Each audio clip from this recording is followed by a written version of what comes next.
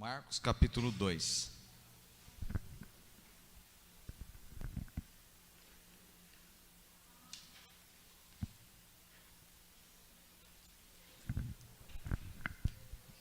Dias depois, Jesus entrou de novo em Cafarnaum e logo se ouviu dizer que ele estava em casa.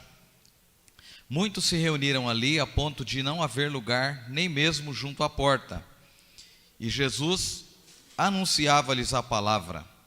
Trouxeram então um paralítico carregado por 4 homens. E não podendo aproximar-se, Jesus, por causa da multidão, removeram o telhado no ponto correspondente ao lugar onde Jesus se encontrava. E pela abertura desceram o leito em que o paralítico estava deitado. Vendo-lhes a fé, Jesus disse ao paralítico: Filho, os seus pecados estão perdoados. Alguns escribas estavam sentados ali e pensavam em seu coração: como ele se atreve a falar assim? Isso é blasfêmia. Quem pode perdoar pecados a não ser um, que é Deus?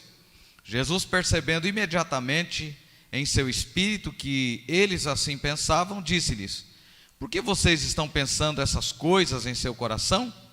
O que é mais fácil, dizer ao paralítico: os seus pecados estão perdoados, ou dizer: levante-se, tome o seu leito e ande? Mas isto é para que vocês saibam que o Filho do Homem tem autoridade sobre a terra para perdoar pecados. E disse ao paralítico: eu digo a você, levante-se, pegue o seu leito e vá para casa. Ele se levantou e no mesmo instante, pegando o leito, retirou-se à vista de todos, a ponto de todos se admirarem e darem glória a Deus, dizendo: jamais vimos coisa assim. Pode se assentar. Antes de começar a pregação, 2 avisos. O primeiro aviso é que os jovens e adolescentes que irão para o acampamento, para o sítio, no final do culto devem procurar o presbítero Vanildo ou a Conceição, no final do culto, para os acertos, os últimos acertos aí, para na sexta-feira vocês estarem indo para a chácara. O outro pedido é de oração pela irmã Preta, né? A irmã Preta se internou hoje e amanhã, às 7 horas da manhã, ela passará pela cirurgia. Ela está bastante apreensiva porque o quadro dela é bastante complicado, mas sabemos que Deus está no controle, Ele tem controle sobre todas as coisas, amém? Ela fará uma cirurgia bem complexa do coração, mas Deus tem a última palavra e Ele é o dono da vida. Então, separe um tempo para orar pela irmã Preta, amanhã, logo pela manhã. Quarta-feira nós estivemos lá com alguns irmãos, fizemos um culto com ela, foi muito bom, foi bastante especial estar com ela, amém? Estamos aqui na sequência da pregação no Evangelho de Marcos, nessa série no Evangelho de Marcos, e repetindo aqui, o livro foi escrito aos Romanos. O propósito desse livro é a pregação do Evangelho. O capítulo 1, versículo 14 é exatamente o cerne desse livro, né? Arrependam-se e creiam no Evangelho. Essa é a grande chamada do Evangelho de Marcos ao arrependimento. Uma chamada ao arrependimento, uma chamada a voltar-se para Deus. E é lógico que ao ler este texto deve haver a pergunta no nosso coração: o que Deus quer da minha vida através desse livro? Porque se não há nada, se ler o Evangelho de Marcos, ouvir uma mensagem no Evangelho de Marcos não provoca nada no nosso coração, logo eu sou um contador de história, logo eu estou aqui contando história. Então a Bíblia é sempre mostrando a perspectiva daquele povo, daquele momento, daquela cultura, mas Ele está sempre trazendo a gente para aquilo que Deus quer da nossa vida na atualidade. Então é importante que a gente, ao ouvir a palavra, possamos pensar nisso. Marcos está profundamente interessado em espalhar o Evangelho a todas as nações, pois a mensagem do Evangelho de Marcos, ela tem um apelo universal. O apelo, embora ele escreva para os romanos, o apelo do Evangelho é para todos os povos, em todas as culturas, em todos os tempos. Essa é a grande chamada do Evangelho. Quando nós olhamos para essa palavra, nós percebemos que o Evangelho de Marcos, ele não é muito voltado ao evangelismo, não é um livro evangelístico. Ele não é dirigido propriamente a incrédulos. O Evangelho de Marcos não é dirigido a incrédulos em particular. Ao apresentar a mensagem de Jesus em profundidade, ele tem propósito de pregar exatamente aos crentes, aqueles que creram em Jesus, aqueles que professam a sua fé em Jesus. E você vai perceber que eu preguei domingo passado, estou pregando hoje, quando deveria ser o pastor Ramsés Júnior, e na mensagem de domingo passado nós pregamos no último bloco do capítulo 1, e se você observar, lá no versículo 40, ele está dizendo no capítulo 1 que Jesus cura um leproso. Olha como que é interessante a troca de assunto. Então ele sai da cura de uma doença, da lepra, que no Velho Testamento era considerado pecado, né? Tinha todo esse simbolismo no Antigo Testamento, para perdão de pecados. O capítulo 2 inicia falando da cura de um paralítico, mas a moral do texto é exatamente perdão de pecados. Então, se lá na cura do leproso, aquilo simbolizava o pecado, a lepra no Antigo Testamento simbolizava a lepra, Jesus aqui no capítulo 2, ele inicia esse capítulo perdoando o pecado. Percebe então que o Evangelho de Marcos, ele quer tratar, ele não quer fazer curativos em nós, ele não quer trazer um paliativo para a nossa vida, mas ele quer mexer com a nossa estrutura, com a nossa alma. Ele quer tratar de coisas que são coisas da nossa vida, que são coisas do nosso dia a dia. Então é muito interessante pensar nisso. Então Marcos muda da cura de um leproso, que era considerado pecado, para o perdão de pecados no capítulo 2. Há um autor chamado William Hendrickson, e ele diz que há um contraste impressionante no capítulo 1 e no capítulo 2. Ele considera que o capítulo 1 é o capítulo da glória de Cristo. E você vai lendo o capítulo 1, é exatamente assim. Lá no capítulo 1, os céus se abrem, o Espírito Santo desce, o Pai fala com Jesus, Jesus vence o maligno, o diabo no deserto, Jesus entra na sinagoga e prega, Jesus declara que ele era um ungido por Deus para proclamar a palavra, Jesus cura a sogra de Pedro, Jesus levanta na madrugada, deixa os discípulos e sai para orar. Jesus cura um leproso, Jesus cura um endemoniado, liberta esse endemoniado, e o povo fica maravilhado diante das ações de Jesus. Toda a perseguição que Jesus sofre no capítulo 1 é perseguição por Satanás e por seus demônios. A perseguição que você vai observar no capítulo 2 é uma perseguição de oposição, e a oposição aqui não é Satanás, a oposição aqui é por parte dos homens. Quem são os perseguidores do capítulo 2? Nós temos os fariseus perseguindo Jesus, nós temos os escribas perseguindo Jesus, nós temos os doutores da lei perseguindo Jesus, e por fim nós temos os herodianos, que também se ajuntam para perseguir Jesus. Então a tônica do capítulo 1 é perseguição de Satanás. No capítulo 2 essa perseguição é perseguição humana, perseguição, eu diria que política, e perseguição religiosa. Política porque tanto os fariseus como os escribas e os doutores da lei e os herodianos, que são os seguidores de Herodes, todos eles estão inseridos no contexto político. Mas também não é apenas o contexto político, também é no contexto religioso, porque Jesus está combatendo exatamente aquilo que a religião está dizendo. A religião diz: vem para cá, permaneça do jeito que você está, fique tranquilo, quem está em pecado é chamado de meu servo. E no Evangelho é diferente. O Evangelho, como muito bem canta o grupo Logos, ele é tão claro como a água que eu bebi. Tem um copo de água aqui, e essa água, você olha para dentro desse copo, ela é completamente transparente. Qualquer coisa que eu jogar e cair lá dentro, eu vou conseguir ver, porque a água é transparente. O Evangelho é isso. Então no Evangelho de Marcos, a pregação aqui é uma pregação que nos leva ao arrependimento, nos leva a pensarmos na nossa salvação. Amém? No capítulo 2, você percebe que Jesus está retornando para Cafarnaum. E ao retornar para Cafarnaum, as pessoas se reúnem. Versículo 1 diz: dias depois, Jesus entrou de novo em Cafarnaum e logo ouviu dizer que ele estava em casa. Muitos se reuniram ali a ponto de não haver lugar, nem mesmo junto à porta.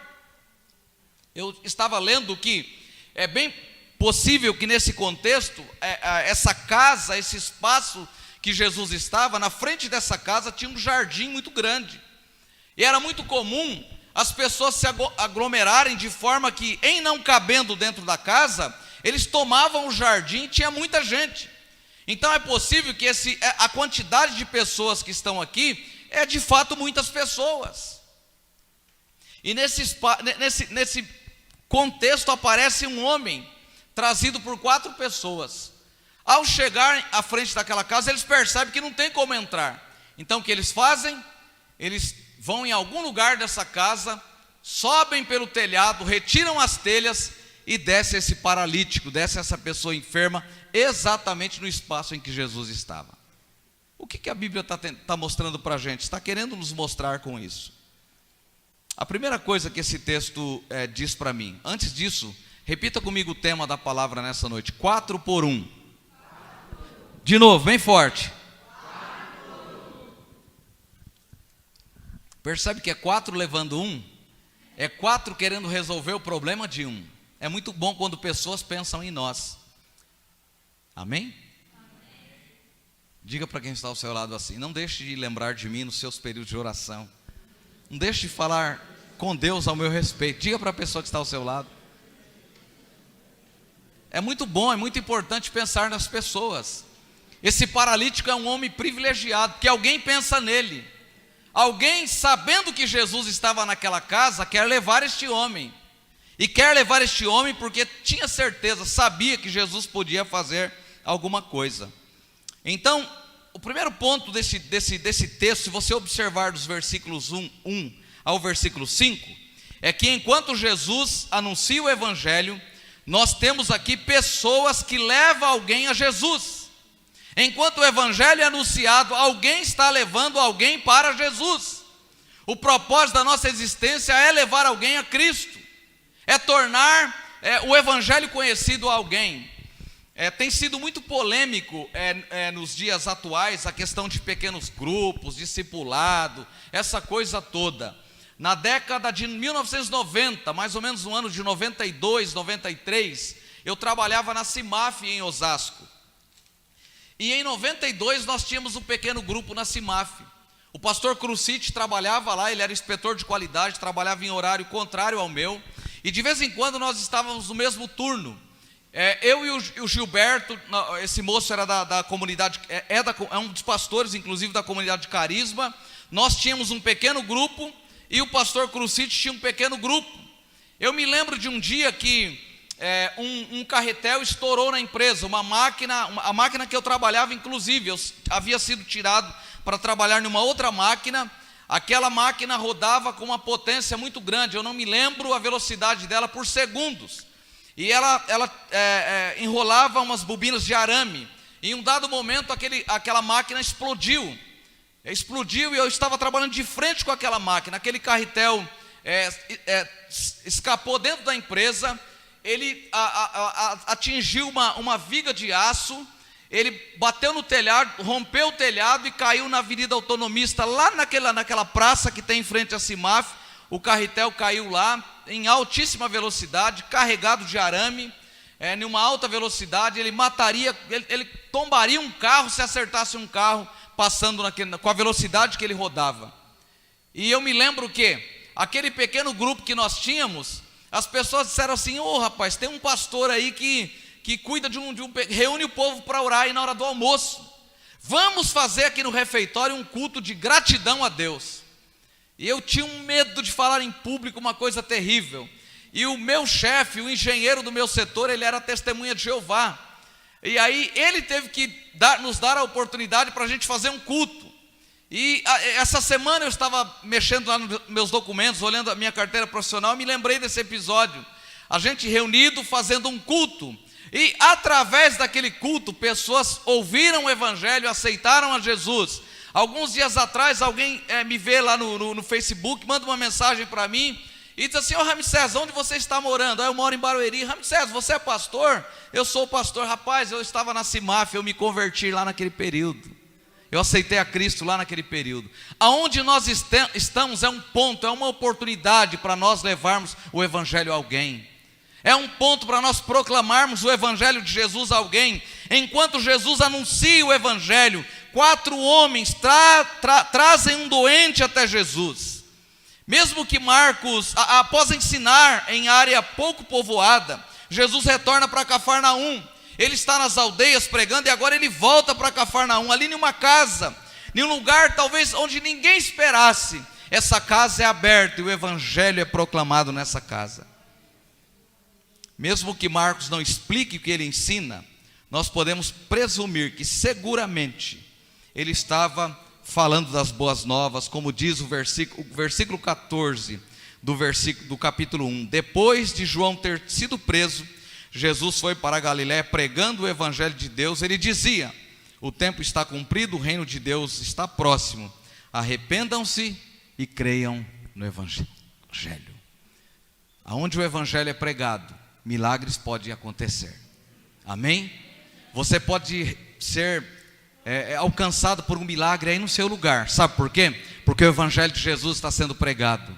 E o evangelho é o poder de Deus para todo aquele que crê. Aleluia. Então esse homem é levado por 4 pessoas. E esse homem vai em busca de uma cura física. Ele vai em busca de uma cura que, se a gente pensar, é temporal. Todas as pessoas que foram curadas por Jesus um dia morreram. Sim ou não? Ou tem alguém vivo? Todos morreram. Então a cura é uma coisa temporal. Mas esse homem que vai em busca da cura não é alcançado apenas pela cura. Jesus diz para ele: vai, os seus pecados estão perdoados. Porque a principal ação do evangelho, a principal razão do evangelho é que o homem seja alcançado e tenha os seus pecados perdoados. Eu quero te fazer uma pergunta: você tem certeza que seus pecados foram perdoados? Você tem plena certeza? O seu coração diz que seus pecados foram perdoados? O salvo em Jesus precisa ter certeza que os seus pecados foram apagados, que eles foram perdoados, que Deus já não se lembra mais do seu pecado. Embora nós ainda estejamos aqui revestidos dessa carcaça pecaminosa, desse corpo pecaminoso, mas Jesus já perdoou os nossos pecados. Jesus transformou o nosso coração, Ele mudou a nossa vida. Então pessoas podem levar alguém a Cristo, pode ser parente, amigo de trabalho, vizinho. Nós podemos levar alguém a Cristo. E o maior interesse de Cristo não é apenas a cura física. Nós não podemos pregar o evangelho apenas falando de curas, apenas falando de milagre. Mas nós precisamos pregar o evangelho mostrando às pessoas que o evangelho é o poder de Deus para todo aquele que crê. A maior cura que você recebeu foi da sua alma. Foi o perdão dos seus pecados, é ter o seu nome escrito no livro da vida. Aqueles pecados horríveis, feios que você cometeu, Jesus já não se lembra mais, Ele perdoou os seus pecados. Portanto, para nós, pecado não pode ser uma prática. O pecado para o cristão é um acidente, não pode ser uma prática. Os nossos pecados foram perdoados em Jesus. Esse homem não recebe apenas cura física, esse homem obtém o perdão dos seus pecados. Pensando no princípio bíblico, já que todo sofrimento está enraizado no fato da humanidade estar afastada de Deus, Jesus chama a atenção do paralítico para a sua maior necessidade. Ele precisava restaurar a sua comunhão com Deus. Amém? Sempre que você for falar, compartilhar o evangelho de Cristo, nunca se esqueça de falar para essa pessoa que ela precisa reconciliar a sua comunhão com Deus. Amém? Aleluia. A segunda coisa que esse texto me mostra é que, enquanto o evangelho é anunciado, há também aqueles que impedem que as pessoas cheguem a Cristo. Repita comigo: enquanto o evangelho é anunciado, há pessoas que impedem outros de chegarem a Cristo. O maior ponto hoje das pessoas não virem para a igreja, não virem para o evangelho, é por causa do mau testemunho. Sabiam disso? Não é porque a igreja não prega. Tem pregação em todo lugar, de todo jeito, para todo tipo de pessoa, para todos os gostos. Todo jeito tem pregação. Tem pregação verdadeira, tem pseudo-pregação, falsa pregação. Tem pregação para todo jeito. Tem pregação dando um jeitinho para o pecado. Tem pregação para todo jeito. Mas o maior entrave para as pessoas não ouvir o evangelho é o falso, é o mau testemunho. É o mau testemunho dado por um cristão. O narrador aqui não deixa dúvidas quanto à resposta dos doutores. E isso vai aparecer lá no capítulo 1, no versículo 22, e vai repetir aqui logo. Apareceu na sinagoga um homem possuído de espírito imundo. Versículo 22. E maravilhavam-se com a sua doutrina, porque os ensinava como alguém que tem autoridade, não como os escribas. A pregação de Jesus abre os olhos das pessoas para ver que Jesus prega diferente dos escribas, que a mensagem de Jesus era uma mensagem diferente dos escribas. Embora os escribas tivessem lá os manuscritos, o Antigo Testamento, a lei de Moisés, o Pentateuco, mas eles percebem, é claro às pessoas que o discurso de Jesus, o sermão de Jesus é diferente dos escribas. E nesse contexto aqui nessa casa, quando esse homem é trazido, quando Jesus diz, lá no versículo 5, vendo-lhes a fé, Jesus vendo a fé desse homem, disse ao paralítico: filho, os seus pecados estão perdoados. Olha que particularidade, Jesus chama esse homem paralítico de filho. Vários comentaristas dizem que possivelmente esse homem não tinha uma paralisia que havia atacado ele desde a infância. Paralítico, nesse contexto, era a pessoa que tinha dificuldade para andar, um atrofiamento dos pés, alguma coisa que o levasse a ter dificuldade para andar. E talvez este homem é rejeitado por tantas pessoas, mas Jesus olha para este homem e chama ele de filho. Isso aqui é muito particular, irmãos. Quem é pai e quem é filho sabe disso. Quando o nosso pai nos chama filho, a gente até se arrepia, né? A gente sente aquela palavra carinhosa. Olhar para o seu filho como pai e dizer: filho, vem aqui, eu quero conversar com você, é algo muito carinhoso, é algo muito particular. Jesus, essa palavra de Jesus é uma palavra diferente dos escribas. Enquanto os escribas estão apontando a lei, condenando as pessoas, Jesus olha para alguém que é rejeitado pela sociedade e diz: filho, e chama este homem e diz: perdoados são os seus pecados. Os escribas estão ali para se opor àquilo que Jesus está pregando, porque eles nem chegam a dizer nada. Jesus conhece o que está sendo dito no coração deles. Olha os versículos a seguir. Alguns escribas estavam sentados ali e pensavam em seu coração: como ele se atreve a falar assim? Isso é blasfêmia. Quem pode perdoar pecados a não ser um, que é Deus? E Jesus, percebendo imediatamente em seu espírito que eles assim pensavam, lhes disse: por que vocês estão pensando essas coisas em seu coração? O que é mais fácil, dizer ao paralítico: seus pecados estão perdoados, ou dizer: levante-se, tome o seu leito e ande? Então eles não dizem, eles pensam, e Jesus sabe exatamente o que está no nosso coração. Jesus sabe qual é a sua motivação nessa noite. Jesus sabe qual é a minha motivação ao estar aqui nessa noite. E Jesus, da mesma forma, conhecia o coração desses escribas. É interessante olhar que o narrador não deixa dúvidas quanto à resposta dos doutores. Eles estavam sentados ali, eles ponderam a afirmação de alguém que já havia conseguido certa fama como pregador religioso. Em outras palavras, eles estavam dizendo: o que é que esse homem pensa? O que ele está pensando? Quem ele acha que ele é? Em outras palavras, era isso que eles estavam dizendo. Como ele se atreve a falar assim? A expressão ele aqui significa desprezo por Jesus. As pessoas se referem a Jesus chamando ele de Messias, de Salvador, de Mestre. Olha a peculiaridade de cada evangelho: Mateus, Marcos, Lucas. Em João, Jesus não recebe títulos. Ele é Deus, ele é o Filho de Deus, ele é Deus, é a deidade de Jesus. Mas é comum as pessoas chamarem Jesus de Mestre. Eles dizem assim: quem ele acha que é. No grego, no original, isso aqui significa desprezo. Eles estão desprezando Jesus. Essa é a fala dos que vigiam Jesus. Então, enquanto pessoas levam pessoas a Jesus, há outros que impedem que pessoas cheguem a Jesus. Deus não nos chama para atrapalhar as pessoas chegarem a Cristo, mas Deus nos chama para que o nosso testemunho, para que as nossas palavras, e o nosso testemunho até fale mais alto que as nossas palavras, e em falando pessoas venham a Cristo e conheçam e recebam Cristo como seu Salvador. Talvez a igreja tenha parado de pensar na importância da proclamação do Evangelho, da necessidade que as pessoas têm de conhecer Cristo. E talvez seja por isso o quanto que a igreja tem se acomodado na pregação do Evangelho. Se gasta muito dinheiro com programa televisivo, com programas radiofônicos. Se gasta tanto dinheiro fazendo propagandas de megas e grandes igrejas.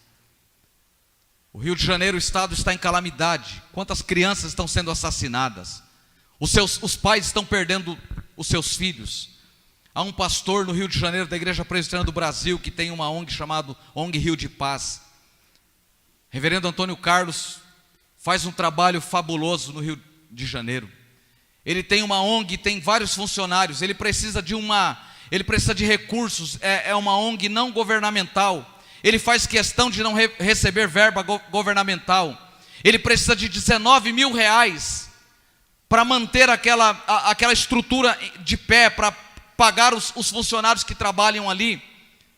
Uma família perde um ente querido. Antes da polícia chegar em qualquer favela, em qualquer lugar, a primeira pessoa que chega é Antônio Carlos. Antônio Carlos é um homem extremamente fino na pregação do Evangelho, é um grande teólogo brasileiro. É um homem que fala muitos idiomas. Eu vejo postagens dele lendo livro em alemão, lendo livro em vários idiomas. Um homem extremamente culto que está preocupadíssimo com causas sociais. Mas se gasta tanto dinheiro no Brasil na pregação do Evangelho, com entretenimento religioso. Há tanto entretenimento, há gente ganhando dinheiro apenas para lançar. Eu não sou nada contra isso, eu sou contra esse mercantilismo do Evangelho. Musiquinha para atrair a criança, sem Evangelho, sem nada. Às vezes apenas para atrair as crianças. Gasta-se, arrecada, vende-se discos e mais discos, disco de ouro, disco de platina. E para onde estão indo as pessoas? Para onde estão indo os pecadores? Jesus é alguém que se importa com o pecador, se importa com as pessoas. Enquanto pessoas levam pessoas a Cristo, há pessoas que atrapalham pessoas de chegar a Cristo. Os escribas, os fariseus, os religiosos da época são pessoas que atrapalham as pessoas de chegarem a Cristo. Isso é muito evidente nesse livro. Eu achei que isso aqui era apenas uma perspectiva minha ao olhar para o Evangelho. Chamei o pastor Ramsés Júnior e falei: Júnior, eu estou tendo uma dificuldade de olhar para esse texto. Para mim, a maior causa aqui não é o milagre, a maior causa aqui é a vida deste homem, é a salvação deste homem. E o Júnior disse: mas o caminho é esse mesmo. Eu já havia lido este texto, eu havia pensado, é isso mesmo. Eu fui ler alguns comentaristas e eles dizem: a grande ênfase aqui não é o milagre, mas é a transformação, é a salvação que chega à vida desse homem. Antes de falarmos o que Deus faz na igreja, o que Ele pode fazer, antes de pregarmos que Deus pode curar câncer, que Ele pode curar as pessoas da cegueira, da paralisia, vamos dizer para as pessoas que Jesus foi preparar um lugar nos céus e que essa pessoa pode ser transformada. O Jabes falou para a gente aqui do suicídio. Desde domingo passado estamos ouvindo dizer: será que as pessoas se suicidam apenas por falta de não conhecer o Evangelho? Se a gente dissesse que sim, o que justificaria pastores tirando a sua própria vida? Em Barueri, essa semana, 2 tentativas de suicídio, uma concluída e outra eles conseguiram salvar a pessoa. Um jovem de classe média, um jovem no emprego, ele pega, essa semana, pega o celular, acho que no 9º andar do prédio, pega o celular, chama os amigos, dá a senha do celular para os amigos e sai caminhando em direção às janelas e pula do 9º andar e tira a sua própria vida. O outro rapaz, já a ponto a caminho para tirar a vida, consegue resgatar aquele moço, salvar aquele moço. Por que as pessoas têm feito isso? O vazio existencial. Nós ignoramos a dor das pessoas. Nós achamos que depressão é frescura. Nós achamos que depressão é falta de oração. Mas tem muito crente que não ora e não está em depressão. Depressão não é frescura. Nós olhamos para as pessoas e julgamos as pessoas. As pessoas estão em pressão o tempo inteiro. As pessoas estão em dificuldade o tempo inteiro. As pessoas estão vivendo na calamidade da vida. E às vezes nós estamos correndo em busca das nossas respostas, das nossas soluções, dos nossos dilemas. E nós esquecemos que o homem continua morto nos seus delitos e pecados. E só o Evangelho de Jesus, só Jesus pode resgatar o homem. E eu, como pastor, como líder, como cristão há mais de 40 anos, eu posso ser levado à tentativa de suicídio, a pensar em tirar a minha própria vida.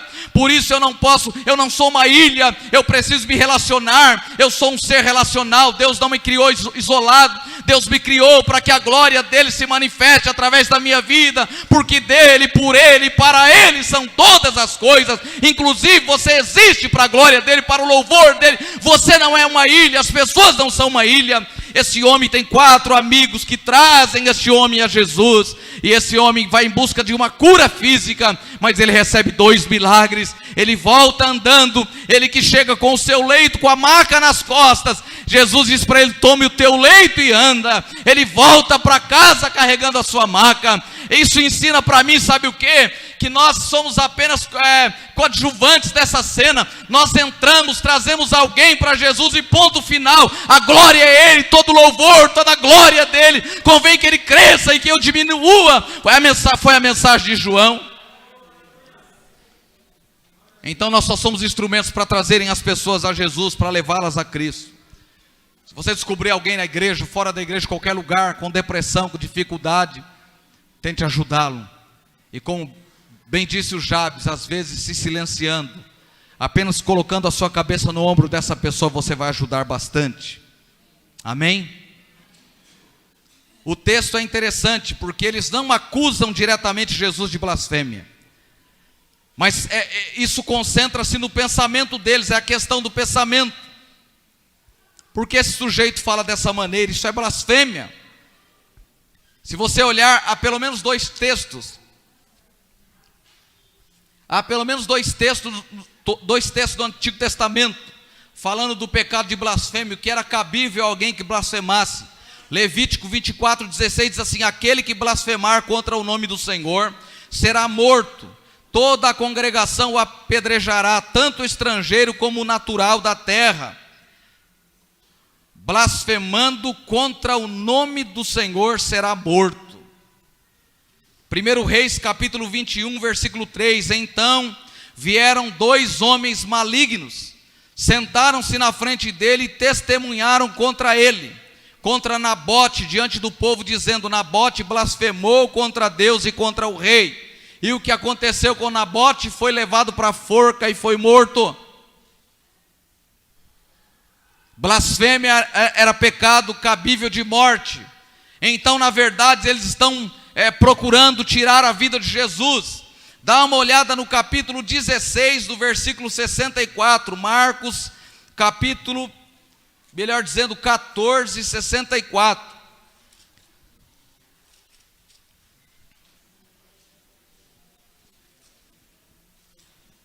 Marcos capítulo 14, versículo 64. Vocês ouviram a blasfêmia? Qual é o parecer de vocês? E todos o julgaram réu de morte. Esse episódio do capítulo 2 é apenas o pensamento, mas é o pensamento de matar Jesus, de tirar a vida de Jesus. Olha o que diz o capítulo 3. Capítulo 3, versículo 6. Os fariseus saíram dali e com os herodianos, os seguidores de Herodes, logo começaram a conspirar contra Jesus, procurando ver como o matariam. Então, na verdade, quando Jesus diz perdoados são os seus pecados, eles conspiram no coração, eles estão conspirando em tirar a vida de Jesus, em matar Jesus. O que nos move a Cristo não são os milagres. Milagres revelam quem Ele é. O que quebranta, o que move o coração é o arrependimento, é a metanoia, é a mudança de vida, é a conversão. os escribas, os fariseus eram apenas religiosos, eles eram apenas conhecedores da lei, mas eles desconheciam o princípio do evangelho, que é o princípio do amor, o princípio da entrega, o princípio de trazer alguém a Cristo, e Cristo devolver a essa pessoa a esperança da sua vida. Esse texto me pergunta: Ramsés, você é apenas um religioso ou você já está no processo de transformação? Você já entrou no metanoia, no mudança de mente, de vida? Então há dois grupos: os que procuram Jesus e levam as pessoas a Jesus, e há o segundo grupo, os que vigiam Jesus, os que atrapalham Jesus, os que atrapalham as pessoas. De que grupo nós fazemos parte? Esse é o princípio da interpretação, da aplicação do texto, é perguntar para a gente: de que grupo eu faço parte? Dos que vigiam Jesus ou dos que seguem Jesus, dos que levam pessoas a Jesus? Terceira e última coisa: enquanto o evangelho é pregado, nós temos os que são conduzidos a Cristo e que tornam testemunha de quem Jesus é. Versículo 12, esse texto encerra dizendo assim: jamais vimos coisa assim. Lucas cita esse mesmo versículo no capítulo 5, versículo 26. Hoje vimos coisas extraordinárias.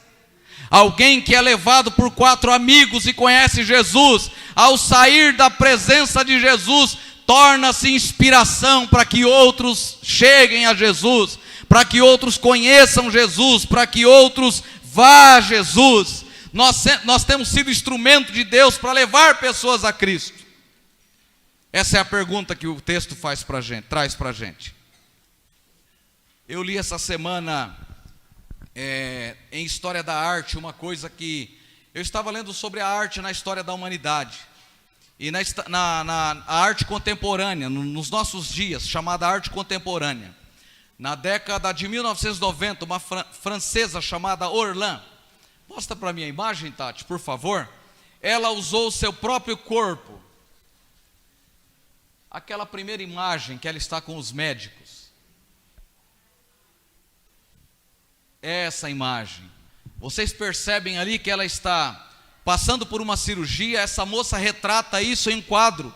Retrata isso em uma arte que está em exposição em vários países. Essa moça passa por 9 cirurgias. Ela passa por 9 cirurgias e transforma completamente o seu corpo. Ela, a princípio, quer ser como a deusa Vênus. Então ela transforma o seu corpo nessa deusa. Ela quer parecer com outra grande figura mundial. Ela transforma o seu corpo. Pode ver que é tudo muito bem pensado. Os médicos ali não estão com as roupas normais dos médicos em uma cirurgia. Ela retrata isso em um quadro. E qual é o propósito? Ao ser perguntada por isso, qual é o propósito dessa moça? Ela diz o seguinte: eu quero mostrar para a humanidade que nós não somos objeto. Ela diz: a mulher tem se tornado objeto. A sociedade diz que mulher bonita tem um perfil. E ela disse: eu transformei todo o meu corpo para mostrar que isso não é verdade. E depois de 9 cirurgias, depois de sofrer muita crítica, depois da sua exposição ser muito criticada, ela começa a fazer cirurgias reversivas, revertendo tudo o que aconteceu. Mostra as outras imagens, por favor, Tati, até chegar naquela última, que foi a última que eu pedi para você salvar. Eu salvei várias imagens anteriores a essa é a última. Essa é uma das últimas. Olha o processo que essa moça faz. Há uma imagem que o rosto dela literalmente está sendo aberto, o corpo dela em várias imagens estão sendo abertos. Aquela última imagem agora, por favor. Ela começa agora, se der para você abrir mais ela, acho que essa aí não dá para ampliar, né? Você pode olhar que ela começa agora a fazer um processo totalmente contrário. Sabe o que ela faz? Ela começa a se transformar o seu corpo em animal. Ela coloca chifres, ela vai colocando um monte de coisa no seu corpo. E aí, ao ser questionada, ela começa a retratar e diz assim: nós não somos objetos. E embora essa mulher faça toda essa loucura, ela diz que a arte contemporânea, ela trabalha contrário à arte na Idade Média, no Iluminismo, em vários outros períodos, quando fazer uma arte era você pegar alguém, olhar para alguém e criar uma arte dessa pessoa completamente semelhante àquela pessoa, igual a essa pessoa. Ela quer defender na sua arte que nós não podemos viver assim, nós não podemos fazer assim. E ao ler esse documentário, eu fiquei muito pensativo quanto à nossa fé cristã. O Evangelho tem um propósito de transformar a nossa vida à imagem de Cristo. Há um propósito do Evangelho, é que nós sejamos transformados à imagem de Cristo. Mas ao longo da nossa caminhada com Deus, a imagem de quem nós estamos sendo transformados, com quem nós estamos parecidos. Nós estamos parecidos com o Evangelho, estamos parecidos com a religião. O contexto em que Jesus está falando aqui é um contexto. Os fariseus, escribas se aproximam de Jesus e dizem: como ele se atreve a falar assim? Isto é blasfêmia, quem pode perdoar pecados a não ser Deus? E aí Jesus vai retratar, versículo 9. O que é mais fácil dizer ao paralítico: seus pecados estão perdoados, ou dizer: levante, tome o seu leito e ande? Mas para isto é para que vocês saibam que o Filho do Homem tem autoridade e poder sobre a terra para perdoar pecados, ele disse ao paralítico: eu digo a você, levante-se, pegue o seu leito e vá para casa. Amém? Amém? Na sua memória, na sua imagem, o que era mais fácil? Dizer: levanta e anda? Ou dizer: os seus pecados estão perdoados? As duas coisas são difíceis, né? Eu acho que as duas são difíceis. Mas Jesus tem poder na terra. O mesmo Jesus que cura é o Jesus que transforma, é o que muda a vida do homem.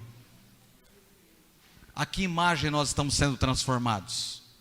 A imagem da religião ou a imagem do Evangelho, que é o poder de Deus para a transformação de todo aquele que nele crê? Somente Deus tem a prerrogativa de perdoar pecados. Nenhum ser humano tem essa capacidade, só Jesus, porque recebe sua autoridade de Deus. Daniel descreve isso lá em Daniel capítulo 7, versículos 13 e 14. Que com autoridade dada pelo ancião de dias, representa e vindifica o sofrimento do povo de Deus. Daniel capítulo 7, versículos 18, 21, 22 e 23. Ao referir-se a si mesmo, o Filho do Homem, Jesus aceita essa missão. Então em Marcos, Jesus é o servo obediente. O servo que obedece ao Pai, que obedece a Deus. E ele restaura a humanidade. Ele identifica a humanidade como uma humanidade sofredora, caída, pecaminosa. E ele tem um plano de redenção para alcançar o homem. Nós vivemos em um tempo onde corações estão endurecidos. Mas a todos quantos o receberam, deu-lhes o poder de serem feitos filhos de Deus, a saber, aos que creem no seu nome. O que importa não são os milagres que faremos, ou que experimentaremos. O que importa é que levemos pessoas a reconhecer o nome de Jesus, como o nome que está acima de todo nome. Amém? Nós somos apenas instrumentos dele, para a glória dele. Amém? O Evangelho, a gente entra em cena para levar alguém a Jesus, e depois a gente sai de cena, e essa pessoa começa a caminhar com Jesus. Pega o teu leito, volte para casa. Tem muitas histórias bonitas aqui, que Jesus entrou na minha família, na sua família, e mudou o nosso viver. Amém? 4 por 1. Que você faça parte desses 4 por 1, para levar alguém a Cristo, para levar transformação aos lares, às famílias, para proporcionar às pessoas paz, alegria, transformação, para a glória de Jesus. Coloque-se em pé.